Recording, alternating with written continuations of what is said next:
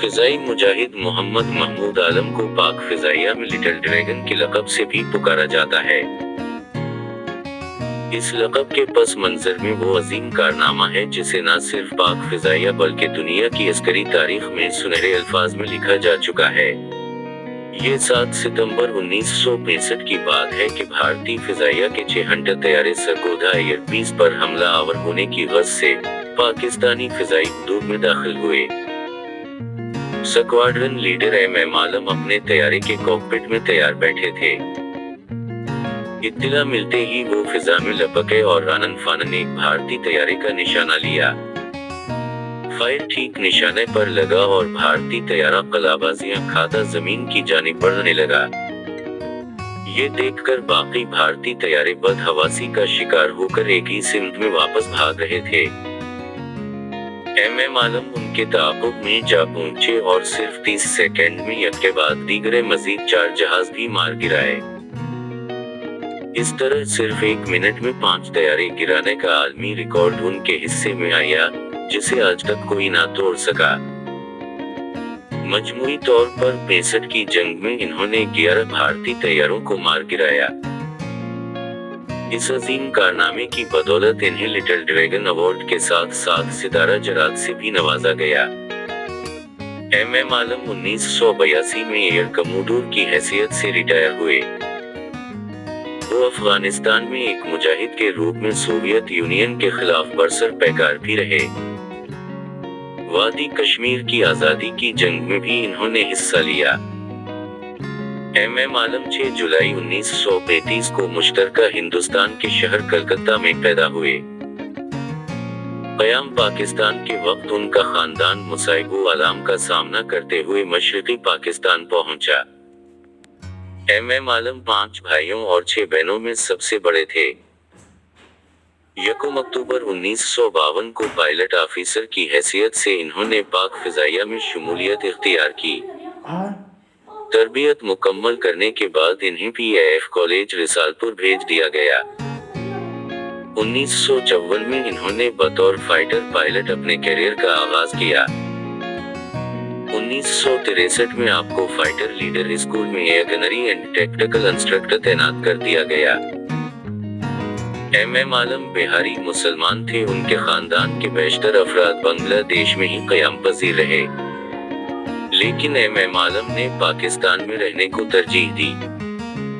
1973 میں ایم عالم دیگر پاکستانی پائلٹوں کے ہمراہ شامی فضائیہ کے پائلٹوں کو تربیت دینے کے لیے شام گئے۔ جب بھی اسرائیلی طیارے شام پر حملہ آور ہوتے تو ایم عالم کا طیارہ فضا میں بلند ہوتے ہی اسرائیلی پائلٹ اپنے طیارے بھگا کر واپس لے جاتے، کیونکہ ایم عالم کے ہوتے ہوئے شام پر حملہ آور ہونا ناممکن تھا۔ ریٹائرمنٹ کے بعد وہ گوشہ نشینی میں چلے گئے۔ کتابیں پڑھنا ان کا محبوب ترین مشغلہ تھا۔ وہ تقریبات اور نمود و نمائش سے ہمیشہ دور رہے۔ اسی حوالے سے ایک واقعہ بہت مشہور ہے کہ پنجاب یونیورسٹی کے کانووکیشن میں وزیر اعظم پاکستان مدعو تھے۔ یونیورسٹی کے ہال میں کوئی 15,000 طلباء طالبات موجود تھے۔ وزیر اعظم نے طلباء سے سوال کیا، کیا آپ ایم عالم کو جانتے ہیں؟ تو طلباء کی لاعلمی پر وزیر اعظم کو بے حد حیرت ہوئی کہ کوئی ایک طالب علم بھی جواب نہ دے سکا۔ سب نے یہی کہا کہ ہم ایم عالم کے بارے نہیں جانتے۔ جب یہ بات ایم عالم تک پہنچی تو وہ مسکرائے اور کہا، میں پاکستانی قوم کا ہیرو کہاں ہوں؟ ہیرو تو وہ سیاستدان ہیں جو 7 ارب کا پلازہ 36 کروڑ میں خرید لیتے ہیں، کروڑوں روپے کے قرضے معاف کروا لیتے ہیں۔ ہیرو تو وہ کرکٹر ہیں جو نوٹوں کی جھلک دیکھتے ہی قومی مفادات کو قربان کر کے قوم کو شکست کا داغ دیتے ہیں۔ جن دنوں وہ سخت علیل تھے انہیں ملنے کے لیے 2 افراد آئے، ان میں سے ایک صحافی بھی تھا۔ جب ایئر کموڈور جمال نے صحافی کا تعارف ان سے کروایا تو ایم عالم کے چہرے پر ناگواری کے اثرات ابھرے۔ انہوں نے کہا، ہاں مجھے پتا ہے، ستمبر آ گیا ہے، آپ سب کو ایم عالم کی یاد آئے گی اور میری ہارٹ کیک کی طرح قیمت لگے گی۔ कल भी टेलीविजन की जानिब से मुझे इंटरव्यू के लिए कॉल मौसूल हुई थी। मैंने ये कहते हुए इनकार कर दिया कि मैं जो कुछ कहूँगा क्या वो आप ऑन एयर करेंगे।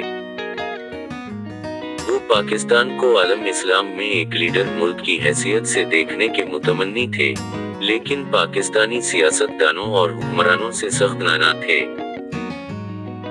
एक बात इन्होंने अपनी मौत से पहले ये कही कि भारत कितनी ही जदीद टेक्नोलॉजी हासिल कर ले, लेकिन वो हमारे हुआबाजों जैसा जज्बा और हौसला कहाँ से लाएगा।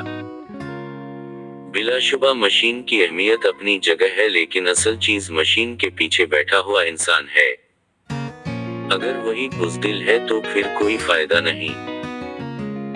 दुनिया भर में पाकिस्तान का नाम रोशन करने वाला और एक नया रिकॉर्ड बनाकर देने वाला अजीम हीरो गुमनामी की हालत में 18 मार्च 2013 को 78 साल की उम्र में इस दुनिया से रुखसत हुए। वो हकीकी मानों में हमारे हीरो हैं, हमें उन पर फख्र है। एम आलम तो इस दुनिया से रुखसत हो गए, लेकिन निहायत अफसोस से कहना पड़ता है कि हम अपने हीरोज की जीते जी कद्र नहीं करते, बल्कि उनके मरने का इंतजार करते हैं, क्योंकि हम सिर्फ मरने वालों को ही हीरो करार देते हैं।